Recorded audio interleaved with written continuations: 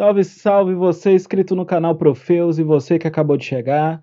Na aula de hoje, daremos continuidade ao nosso conteúdo sobre os sistemas de revestimentos cerâmicos e, em especial, falaremos sobre as especificações para as argamassas colantes e para os rejuntes utilizados nesse sistema. Sejam muito bem-vindos mais uma vez. Vamos começar a nossa aula. Muito bem, pessoal, como já comentamos na abertura do nosso vídeo, a nossa aula de hoje é sobre os revestimentos cerâmicos, em especial as argamassas colantes e rejuntes.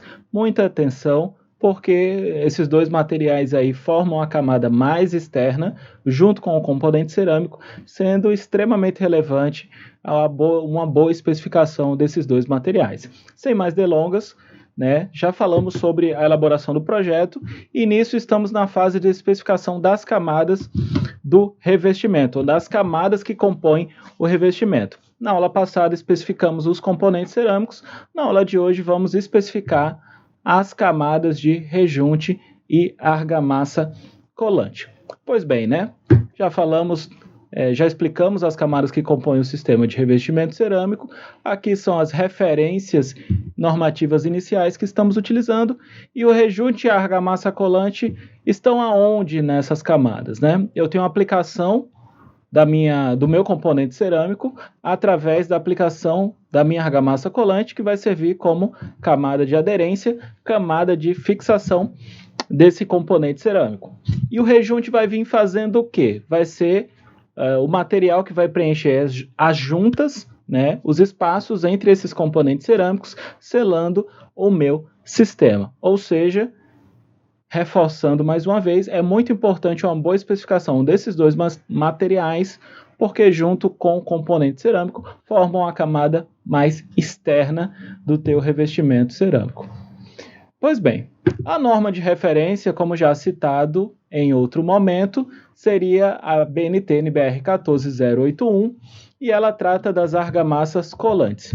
E nessa norma ela já traz por definição que a argamassa colante é um produto geralmente industrializado. Eu posso fazer em obra, eu posso fazer em canteiro, mas é muito incomum, dado as características particulares dessa argamassa. É muito difícil você produzir em obra, então nem se cogita. A própria norma define como um produto industrial e que é comprado em seu estado seco, composto por CP, cimento Portland, agregados minerais, que aí entenda agregado miúdo, em específico areia, abaixo da peneira 4,75 milímetros, e aditivos químicos.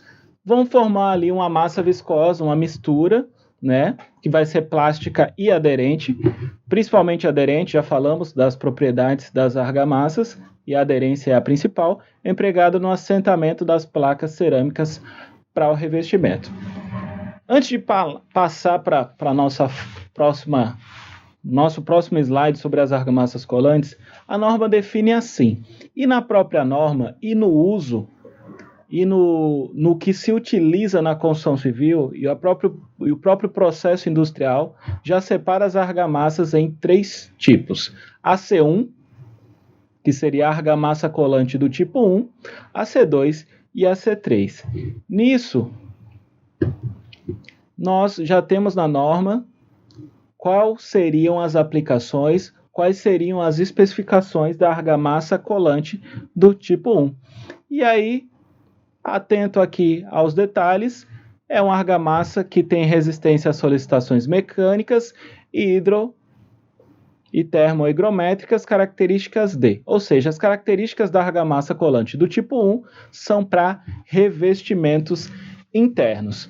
Ou seja, primeira especificação que temos aqui para a argamassa colante do tipo 1 é que ela é utilizada em revestimentos internos. E aí eu trago a referência normativa, e à direita aqui eu trago o que as boas práticas recomendam, ou outras normas, ou o que geralmente se utiliza na construção civil. Áreas internas, corroborando aí o citado pela norma, que seria quarto, sala e corredores, caso existam, e áreas molháveis, E aí entendam ou compreendam áreas molháveis como áreas onde a água não fica formando uma camada, uma lâmina d'água constante, ou seja, são áreas que eu tenho a possibilidade de molhar essa área, mas essa área ela vai ser seca em sequência. Eu não vou ter um volume de água constante, ou seja, uma lâmina de água ali de maneira fixa se depositando sobre aquela superfície. Ou seja, seria uma área que eu posso citar como banheiro, cozinha e áreas de serviço, tá bom? Então essa é a primeira consideração, é aqui que eu vou utilizar a argamassa colante do tipo AC1. A do tipo AC2, onde eu vou utilizar, né? Então, capacidades adesivas que permitem absorver os esforços existentes em revestimentos de pisos e paredes internas e externas, ou seja, conforme eu cresça nessa numeração, eu vou ter a aplicação anterior e mais algumas aplicações. E aí é fato que você vai escolher a argamassa compatível ao seu uso, porque quanto maior essa numeração, mais caro vai ficar a sua argamassa. A C3 é mais cara que a C2, que é mais cara que a C1. Então, você não quer gerar um desperdício financeiro. E nisso, a argamassa do tipo AC2 vai ser utilizada em pisos e paredes internas e externas, sujeitos a ciclos de variação termohigrométricas e ação do tempo. Essa é a citação que a norma faz. Na referência às boas práticas, eu vou ter todas as condições anteriores, como acabei de citar, áreas externas, e aí vou ter varandas, ambientes ao ar livre, piscinas, tá? E atenção ao detalhe, tá? Piscinas de água fria. Não estou falando em piscinas aquecidas, tá? Fachadas e lajes com vão até 5 metros. Então, essas são as considerações para uso da sua argamassa colante do tipo AC2. Se o meu ambiente é interno, né, é um ambiente seco ou molhável, eu vou utilizar AC2? Posso utilizar, mas tecnicamente não é recomendado por ser apenas uma argamassa do tipo 1 já contemplar. Então, essas são as condições que caracterizam a argamassa do tipo AC2 no que cabe às suas recomendações. O tipo AC3, eu vou ter agora uma aderência superior à argamassa C1 a C2, como já havia citado, e aí eu vou utilizar em saunas, churrasqueiras, piscinas e porcelanatos retificados, ou seja, aqueles porcelanatos que eu tenho a superfície muito lisa e possibilitando até um pequeno rejunte, um pequeno espaçamento entre um componente e outro. Cerca de 1 milímetro geralmente é o que se utiliza. Alguns fabricantes até comentam a não necessidade até desse espaçamento, ou seja, a não necessidade de rejunte, mas sim utilize rejunte por conta das movimentações térmicas naturais da sua placa cerâmica. Então, porcelanatos retificados já vai utilizar argamassa colante do tipo AC3. Ou seja, trabalhou com temperatura e piscinas aquecidas, né? Acabou eu não colocando aqui, mas está aqui nas boas práticas, né? A recomendação normativa. Eu trabalho com porcelanatos retificados, tá? E aí, corroborando também as boas práticas, trazem todas as condições anteriores, piscina de água quente, tá? A norma, ela fala que piscina já do tipo AC3, piscinas frias ou quentes do tipo AC3, as boas práticas geralmente as pessoas utilizam, quem constrói, quem está ali na prática, as construtoras geralmente utilizam para piscinas de água quente. E aí, professor, eu tenho duas condições, uma referência normativa e a outra o que as pessoas geralmente aplicam. Quando isso surgir, quando uma não corroborar a outra, utilize a referência normativa, porque é seu respaldo legal, é a sua referência técnica que você pode se reportar numa ação, num processo, porque você utilizou como respaldo a norma técnica válida como documento legal. Como a boa prática não tem nenhum documento que formalize, né, nessa situação, eu estaria utilizando argamassa AC3 para as piscinas frias e também as piscinas aquecidas. Então vamos lá, lajes com vão maior de 5 metros, saunas e churrasqueiras, já coloquei a questão da temperatura, e placas grandes, ou seja, além dos porcelanatos, caso as placas também tenham uma dimensão maior que 60 por 60, eu também utilizaria a argamassa do tipo AC3. Tá certo, pessoal? Tranquilas as recomendações sobre a argamassa colante. Bom, a norma 14081 também traz aqui referências com relação aos critérios de tempo em aberto e resistência de aderência à tração que essa argamassa ela deve apresentar. Então, observe ali na sua argamassa comprada em sacada se ela tem esses critérios bem estabelecidos e, sim, o tempo em aberto tem que ser maior do que esses considerados. Já definido o tempo em aberto, é o tempo que eu tenho necessário à aplicação da minha argamassa. Então, entenda que se eu tiver um tempo em aberto menor que 15 minutos, eu vou ter um tempo justo, um tempo curto, entre aspas, a depender da minha equipe, para aplicar. Vamos supor que eu tenha um tempo em aberto de 5 minutos. Eu teria 5 minutos para, depois de misturar com água essa argamassa, aplicá-la. Então, é um tempo muito curto, entre aspas, para aplicar essa argamassa. Por isso que a norma considera que o tempo em aberto ele tem que ser maior para 15 minutos para a argamassa do tipo 1, 20 minutos para a argamassa do tipo 2 e também 20 minutos para a argamassa do tipo 3.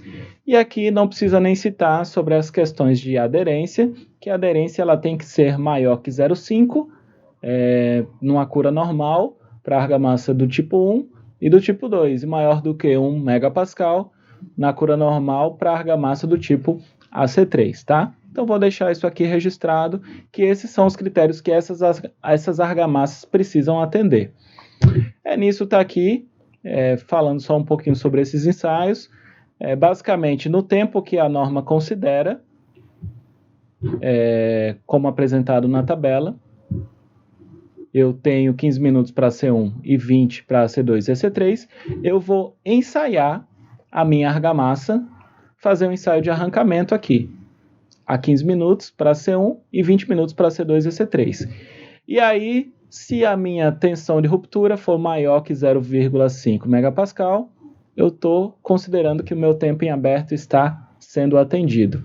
Se for menor que 0,5, que esse tempo em aberto não estaria sendo atendido. Ok? Com relação à resistência de aderência, as considerações são as mesmas, muito similar. E aí, sem correlação com 0,5 megapascal, eu simplesmente vou fazer o ensaio de arrancamento nos meus componentes cerâmicos e verificar qual seria essa resistência. E no meu relatório eu apresento os resultados individuais e aí quais seriam os tipos de ruptura. Se foi na argamassa, se foi no chapisco, se foi no embolso, se foi na argamassa colante, se foi na placa cerâmica. Tá bom? Só citando um pouquinho sobre esses ensaios. Chegamos aqui, em algumas características especiais, que é muito importante discutirmos um pouquinho, que é o que eu posso ter agora, uma argamassa colante do tipo AC1, AC2 e AC3, e em alguma dessas argamassas eu posso ter um Ezinho na minha embalagem, que seria o tempo em aberto estendido. Cada uma dessas argamassas ganharia mais 10 minutos além do especificado, ou seja, para a argamassa C1 eu teria que ter um tempo em aberto maior que 25, e para a C2 e a C3 o tempo em aberto maior do que 30 minutos, ou seja, eu tenho um tempo maior para estar aplicando essa argamassa durante a minha execução. Beleza, pessoal? Falando ainda sobre a segunda característica especial que eu possa ter, seria o deslizamento reduzido, O que seria isso? Na hora que eu aplico minha argamassa e aplico meu componente cerâmico, a tendência é que ele tenha um deslizamento. E o deslizamento reduzido seria utilizar aqui uma argamassa onde o deslizamento seja inferior a 2 milímetros. Coloco os extensômetros, vou medindo 3 placas cerâmicas aplicadas e vejo se a argamassa está me promovendo um deslizamento menor do que 2 milímetros. Isso daí seria uma argamassa com o deslizamento reduzido, uma característica especial. E aí, gente, falamos sucintamente, existem outros detalhes, mas a aula também não pode ficar muito grande. Falamos sucintamente sobre as especificações da argamassa colante. Vamos falar um pouquinho agora dos rejuntes. É fato que muita gente escolhe rejunte pela tonalidade, pela coloração, com que combina com o componente cerâmico.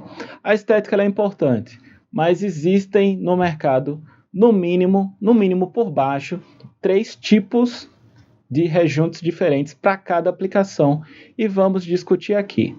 A norma de referência é a BNT-NBR 14992 e nisso eu até peço que, se você tem uma referência normativa para os rejuntos acrílico e epóxi, coloque aí nos comentários para a gente discutir em outros vídeos. A referência normativa que eu tenho, que é essa norma, ela trata apenas dos rejuntes cimentícios à base de cimento.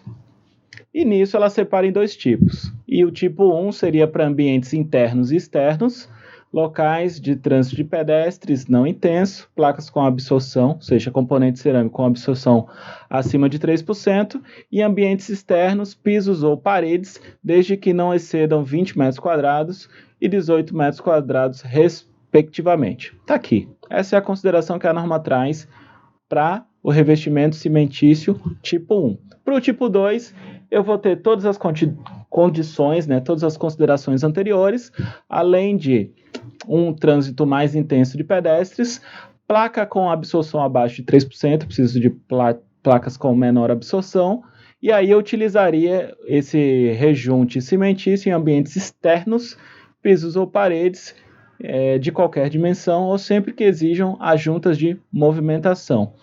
Ambientes internos ou externos com presença de água estancada, piscinas e espelhos d'água, etc. Nas boas práticas, na prática, esse tipo 2 aqui se chama revestimento cimentício aditivado. E esse aqui, revestimento cimentício apenas. Então, se costuma citar esse revestimento cimentício tipo 2 como revestimento cimentício aditivado, que se utiliza sim, até em áreas molhadas como piscina.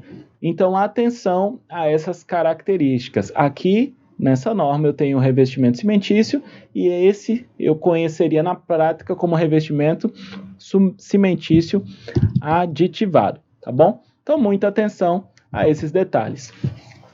Então, nisso, pessoal, tabelei ali no mínimo 3 tipos de rejunte. Apanhei ali várias informações e sintetizei aqui uma tabela para que a gente pudesse discutir. Então, no mínimo ali eu vou ter um rejunte cimentício, um rejunte acrílico e um rejunte epóxi. Rejunte cimentício, como comentei, está sendo discutido ali na BNT-NBR 14992.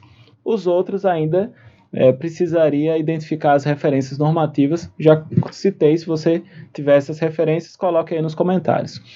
Mas vamos para as boas práticas, Então, se eu tiver áreas secas, a exemplo, salas e quartos, e for assentar cerâmica, ladrilho hidráulico e pedra natural, eu utilizo rejunte cimentício, O acabamento é áspero, tem pouca facilidade de limpeza, porque justamente o material é áspero, ele não é antimofo e as espessuras vão de 2 a 10 milímetros.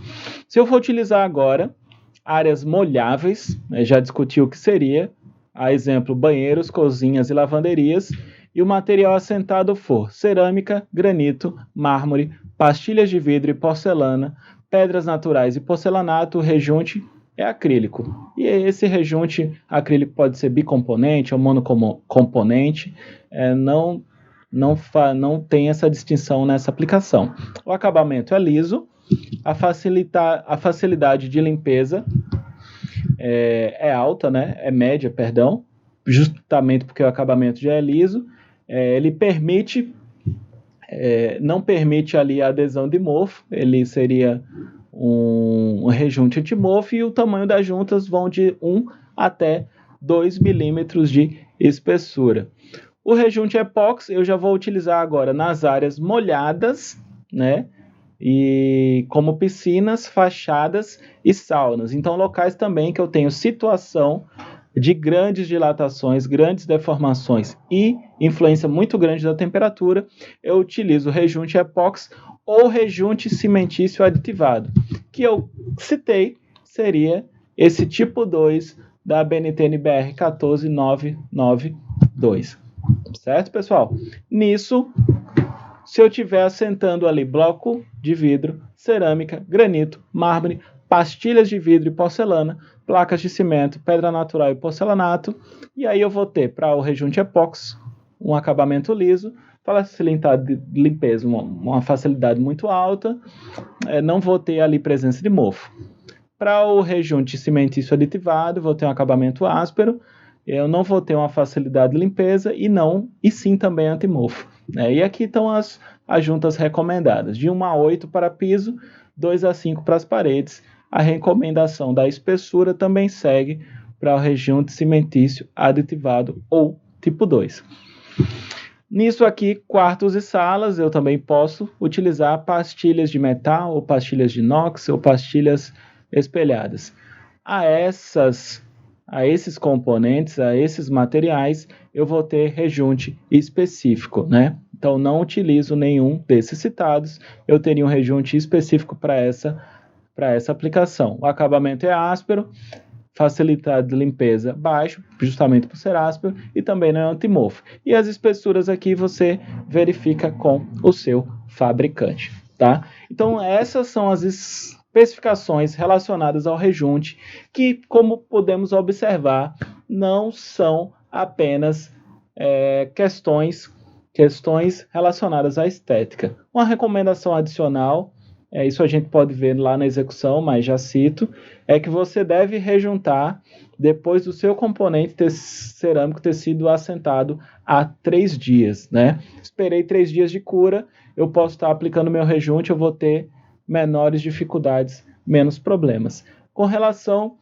à limpeza, né? O rejunte, sabemos que é uma tendência muito grande, com o tempo ele perder a sua aparência inicial. Então, a limpeza e a manutenção do rejunte é extremamente relevante, né, para uma estética interessante do seu revestimento. Então, talvez por isso, para locais onde eu tenha uma grande exposição, eu devo utilizar tonalidades rejuntes mais escuros, tá bom?